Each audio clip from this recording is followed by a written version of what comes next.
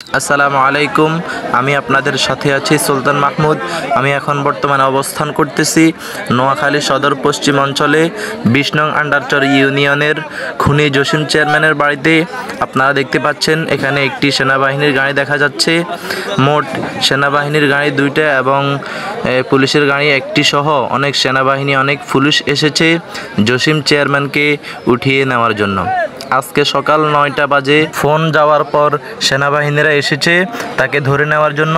আপনারা দেখতে পাচ্ছেন এই জসিম চেয়ারম্যান সহ আরও দুজনকে গাড়ির ভিতরে ঢুকানো হচ্ছে। আমি ভিতর দিকে যেতে পারছি না, যার কারণে তাদেরকে দেখাতে পারছি না। তাদেরকে ভিতরে ঢুকিয়ে ফেলেছে গাড়ির ভিতরে, এখন নিয়ে যাওয়া হবে। আপনারা দেখতে পাচ্ছেন এই যে গাড়িটা দেখা যাচ্ছে, এই গাড়িটার মধ্যেই এই জসিম সহ এবং আরও দুজনকে, তার বডিগার্ড, তার ভাতিজা সহ দুজনকে ঢুকিয়ে ফেলা হয়েছে। যখন ছাত্ররা এসে জসিম চেয়ারম্যানকে বলল আপনি স্বইচ্ছায় পদত্যাগ করেন, তখন জসিম চেয়ারম্যান কী করলো, সন্ত্রাসীদেরকে লাগিয়ে দিয়েছে ছাত্রদেরকে আক্রমণ করার জন্য। তখন ছাত্ররা ক্ষিপ্ত হয়ে এই জসিম চেয়ারম্যানের বাড়ি ঘেরাও করে রেখেছে সকাল ৯টা থেকে। যখন এটা জানলো তখন আশেপাশের লোকজন তাদের বাড়িতে জড়ো হইল। মানে হাজার হাজার জনগণ তাদের বাড়ি ঘেরাও করে রেখেছে, কারণ সে যখন ক্ষমতায় ছিল তখন এই জনগণদের উপর, এই অসহায় মানুষদের উপর অনেক নির্যাতন অত্যাচার জুলুম করেছে। তাই মানুষ সবাই তার বিরুদ্ধে লেগে পড়েছে।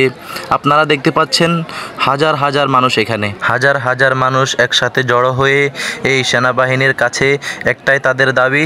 তারা সকলেই সেনাবাহিনীর কাছে বলতেছে যে আমাদের হাতে এই খুনিকে তুলে দেন, আমরা নিজ হাতেই এই খুনির বিচার করব। আমাদের উপর অনেক জুলুম করেছে, আমরা তাকে আজকে ছেড়ে দেব না। তখন সেনাবাহিনী বলল আমরা তাদের বিচার করব, আপনারা আইন নিজের হাতে তুলে নেবেন না। এবং আপনারা জানেন অতীতে দুলাল মেম্বার নামে একজন মেম্বার ছিল, এই মেম্বারকে এই খুনি জসিম সহ ষড়যন্ত্র করে তাকে মেরে ফেলা হয়েছে। যার কারণে আজকে এই সংবাদ পেয়ে দুলাল মেম্বারের বাড়ি থেকে অনেক পুরুষ এবং মহিলা বিক্ষোভ নিয়ে এসেছে। সবার একটাই দাবি যে এই খুনি এই জসিমের ফাঁসি চাই, বিচার চাই।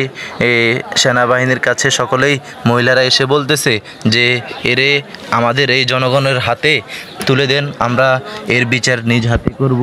তখন সেনাবাহিনী বলল যে আপনারা একটু ধৈর্য ধরুন, আপনারা থামুন, আমরা এসেছি, আমরা তাকে নিয়ে আমরা রিমান্ডে দিয়ে আমরা স্বীকারোক্তি আদায় করব, তারপর তার বিচার হবে।